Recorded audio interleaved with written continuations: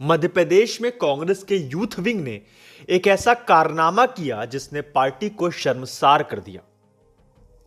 मध्य प्रदेश में कांग्रेस पार्टी को तब शर्मिंदगी का सामना करना पड़ा जब पार्टी के यूथ विंग ने अपने एक बड़े पद पर भाजपा के एक नेता का चयन कर लिया।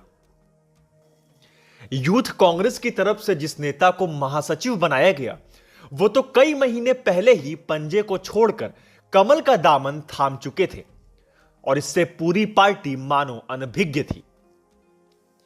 अब कांग्रेस की तरफ से आनन फानन में इस नेता के चयन को खारिज कर दिया गया है, लेकिन तब तक मामला सुर्खियों में आ चुका था और मीडिया में इस खबर को खूब तवज्जो दी जा चुकी थी।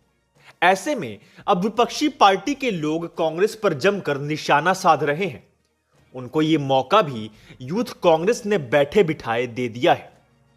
दरअसल अब भाजपा के लोग इस बात के जरिए कांग्रेस पर निशाना साध रहे हैं कि पार्टी के स्थानीय नेताओं को जमीनी हकीकत का पता ही नहीं है। पार्टी तो यह तक नहीं जानती कि उनका दामन किन किन लोगों ने छोड़ दिया है।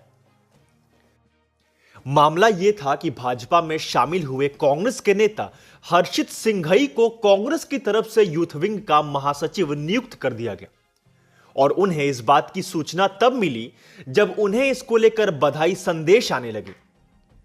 हर्षित इन बधाई संदेशों को देखकर हैरान रह गए। कांग्रेस की तरफ से उनको जबलपुर में नया पोस्ट दे दिया गया, जबकि वो मार्च में ही कांग्रेस छोड़ चुके थे। ज्योतिरादित्य सिंधिया के साथ पार्टी छोड़कर जिन कांग्रेसी कार्यकर्ताओं और नेताओं ने भाजपा का दामन थामा था, उनमें से हर्षित भी थे और पिछले 9 महीने से कांग्रेस ने अपना रिकॉर्ड अपडेट ही नहीं किया था, जिस वजह से यह गलती हुई। यूथ कांग्रेस का सांगठनिक चुनाव अभी पिछले हफ्ते समाप्त हुआ था। इस चुनाव में हर्षित सिंघई का चयन महासचिव के रूप में किए जाने की घोषणा कर दी गई। इसको लेकर हर्षित खुद ही हैरान दिखे और उन्होंने इसे बेहद हास्यास्पद बताया। हर्षित की माने तो उन्होंने 3 साल पहले महासचिव के लिए अपना नॉमिनेशन किया था और अब जब वो भाजपा का दामन थामकर पार्टी में 9 महीने गुजार चुके हैं तो उनका चयन कांग्रेस यूथ विंग के महासचिव के तौर पर हो गया। हर्षित ने कहा कि कांग्रेस की तरफ से यह चुनाव 3 महीने से टलता जा रहा था और जब उन्होंने पार्टी छोड़ी थी तो यूथ कांग्रेस से अनुरोध भी किया था कि वो अब उनका नाम इससे हटा लिया जाए।